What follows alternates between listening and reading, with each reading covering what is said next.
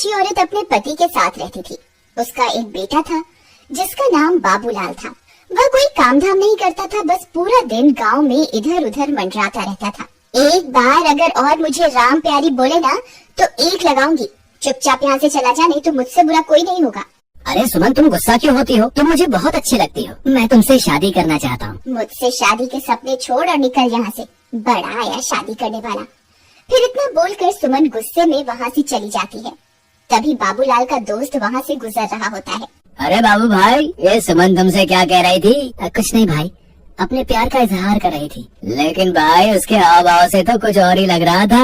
बाबू भाई मेरी बात मानो तो तुम इससे दूर ही रहा करो। गांव वाले बोलते हैं इस सुमन के ऊपर चुड़ैल का साया है। ये रात को अकेले वीराने में घूमती है। कुछ लोगों ने तो इसके उल्टे पैर तक देखे हैं। तुम्हें पता है ना, उल्टे पैर चुड़ैल की निशानी होते हैं। चल बेवकूफ, तेरा दिमाग खराब हो गया। जो इतनी सुंदर लड़की को चुड़ैल बोल रहा है। सुमन कोई चुड़ैल वुड़ैल नहीं है। मैं तो इसी से शादी करूंगा। फिर इतना बोलकर वह अपने घर की ओर चल देता है।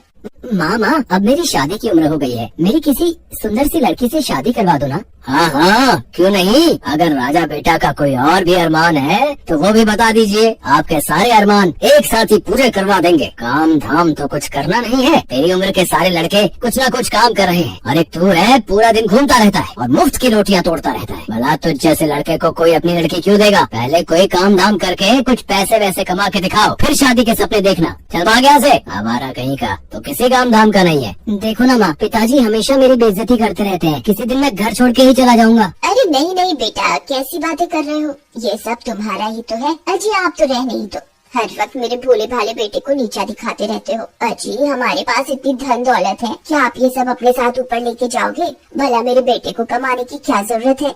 माँ, मुझे सुमन बहुत पसंद है। तुम उसके घर मेरा रिश्ता लेकर जाओ ना। ठीक है, मैं कल ही सुमन के माता पिता से तुम्हारे रिश्ते की बात करने जाऊंगी। फिर अगले दिन बाबूलाल की माँ सुमन के घर रिश्ता लेकर जाती है और उन्हें अपने पैसों का रुबाब दिखाती है। देखिए बहन जी, आप बहुत अमीर लोग हैं और हम गरीब। मेरे पास आपको देने के लिए कुछ भी नहीं है। तुम्हारी किस्मत बहुत अच्छी है जो तुम्हारी लड़की की शादी मेरे बेटे से हो रही है। बस तुम सुमन की शादी मेरे बेटे से करवा दो, मुझे तुमसे कुछ नहीं चाहिए। इतना बोलकर वह वापस अपने घर की ओर चल देती है। अगले दिन सुमन और बाबूलाल की शादी हो जाती है। बाबूलाल सुमन से शादी करके फूला नहीं समाता। रात होने पर बाबूलाल और सुमन अपने कमरे में सो रहे होते हैं। तभी सुमन उठती है और सीधा घर से बाहर निकल जाती है और जंगल की ओर चल पड़ती है।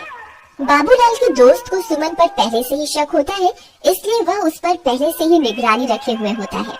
अरे ये भाभी इतनी रात गए कहाँ जा रही है? मुझे इनका पीछा करना होगा। फिर चीमा सुमन का पीछा करने लगता है। तभी देखते ही देखते सुमन चुड़ैल में बदल जाती है और गुफा के अंदर घुस जाती है। चीमा की आंखें फटी की फटी रह जाती हैं। फिर वह भी उसके पीछे पीछे गुफा के अंदर घुस जाता है। ऐ हैवानों के देवता, मैं आपको 9 बलि चढ़ा चुकी हूँ। बस एक बलि और चढ़ाते ही मैं सर्वशक्तिमान बन जाऊंगी। फिर मैं इन शक्तियों से पूरी दुनिया पर राज करूंगी। मुझे अभी के अभी सारी बात बाबूलाल को जाकर बतानी होगी। फिर वह सीधा भागता हुआ बाबूलाल के घर जाता है और खिड़की से उसे आवाज देता है। बाबू भाई उठो, मुझे तुम्हें बहुत जरूरी बात बतानी है, जल्दी उठो।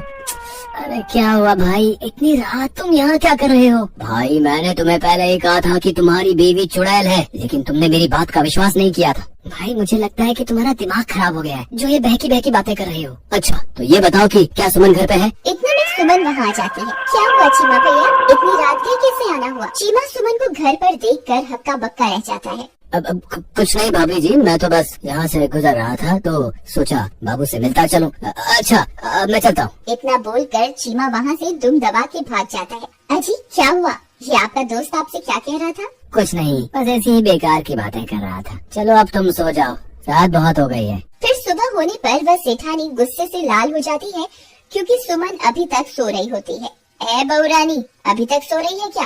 घर का काम कौन करेगा? चल जल्दी उठ, मैंने काम वाली की छुट्टी कर दी है। आज से घर का सारा काम तुझे ही करना है। फिर सेठानी के जोर जोर से चिल्लाने की वजह से सुमन की नींद खुल जाती है और वह गुस्से से लाल हो जाती है। रुक बुढ़िया, तुझे मैं अभी बताती हूँ। फिर सुमन गुस्से में बाहर आती है। ए बुढ़िया, क्यों शोर मचा रही है सुबह सुबह? मेरी सारी नींद ही खराब कर दी। अरे दैया, इसकी हिम्मत तो देखो, मुझे बुढ़िया बुला रही है। ए तेरी इतनी हिम्मत, मुझे बुढ़िया बोलेगी? चुपचाप घर का ये सारा काम निपटा दे। तेरे माँ बाप ने वैसे भी दहेज में फूटी कौड़ी भी नहीं दी है। मैं कोई काम वाम काम नहीं करने वाली, जो करना है कर लो। तेरी इतनी हिम्मत मुझे मना करेगी? रुक, तुझे अभी बताती हूँ। अरे मर गई रे, ये क्या हो गया?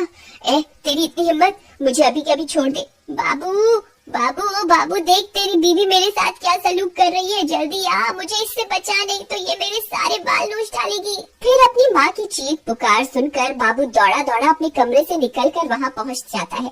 वह यह सब देखकर हैरान रह जाता है।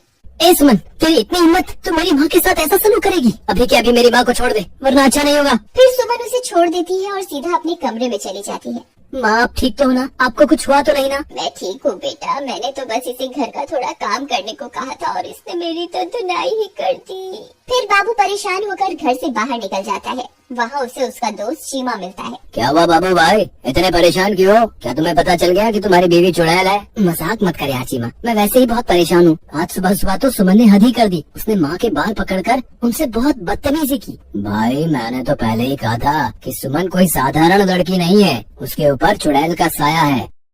एक बहुत आसान रास्ता है, अगर तुम उस चुड़ैल के सामने आईना रख दोगे तो तुम्हें उसकी असलियत उस आईने में दिख जाएगी। फिर वे दोनों अपने अपने घर की ओर चल देते हैं। रात होने पर बाबू सुमन के लिए एक फूलों का गजरा लेकर घर पहुंच जाता है। अरे भगवान तुम कहाँ हो? देखो आज मैं तुम्हारे लिए क्या लाया हूँ। सुमन वहाँ आती है और गजरा देखकर बहुत खुश हो जाती है। फिर वह गजरा अपने बालों में लगाकर शीशे के सामने पहुँच जाती है। तभी उसके पीछे पीछे बाबूलाल भी पहुँच जाता है। सुमन जैसे ही अपने आप को शीशे में देखती है, उसकी असलियत उसमें दिखाई देने लगती है। बाबूलाल की आंखें फटी की फटी रह जाती हैं। वह उस चुड़ैल को देखकर बहुत डर जाता है। हे भगवान, ये मैं किस मुसीबत में फंस गया? ये तो सच में चुड़ैल निकली। अच्छा हुआ तुझे मेरी असलियत के बारे में पता चल गया। मैं आज रात को तेरी ही बलि देने वाली थी।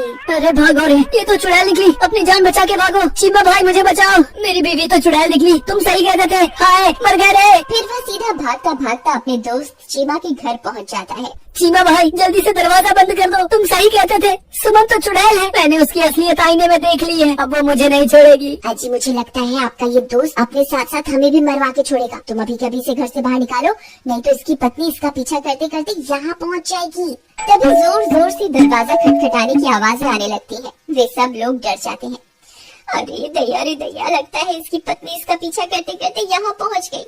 चीमा भाई गलती से भी दरवाजा मत खोलना, नहीं तो वो चुड़ैल हम में से किसी को भी जिंदा नहीं छोड़ेगी। अरे मर गए रे बाबू भाई, भाभी तो चुड़ैल बनकर हमारे दरवाजे पर खड़ी है, अब क्या करें? मैं तो कहती हूँ इस बाबूलाल को उठाकर घर से बाहर फेंक दो। वह चुड़ैल इसी की तलाश में यहाँ आई है। बहुत शौक चढ़ा था ना इसे सुंदर स्त्री से शादी करने का, अब भुगतने दो इसे। चलो भाई बाबूलाल, अभी के अभी मेरे घर से बाहर निकलो। चलो चलो चलो। नहीं मैं कहीं नहीं जाने वाला, मैं अकेला नहीं मरूंगा।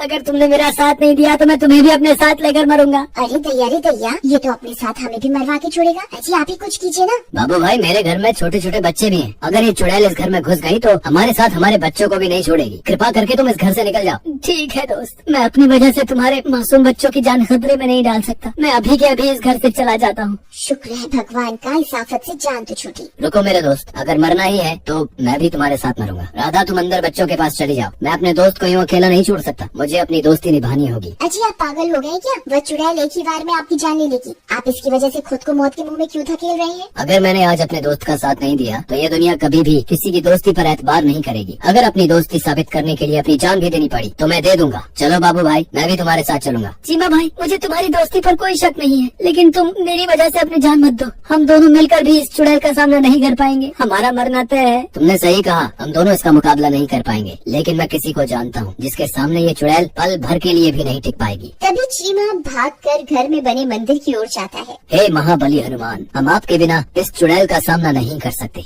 आज फिर से एक बार बुराई को हराने के लिए हमें आपकी जरूरत है, कृपा करके हमारे साथ चलिए महाबली। चलो भाई, अब इस चुड़ैल को सबक सिखाने का वक्त आ गया है। अरे वाह वाह, हम दो नहीं है चुड़ैल, हम तीन हैं। बोलो महाबली हनुमान की जय, सियापति रामचंद्र भगवान की जय, पवन सुत हनुमान की जय। अरे मर गई ये तुमने क्या कर दिया? हे भगवान मुझे क्षमा कर दो, मुझसे बहुत बड़ी गलती हो गई।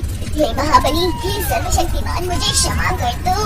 मैं आज के बाद किसी व्यक्ति को नहीं सताऊंगी। फिर कुछ ही पलों में वह चुड़ैल जलकर खाक हो जाती है और एक बात है, बुराई पर हमेशा की तरह अच्छाई की जीत होती है।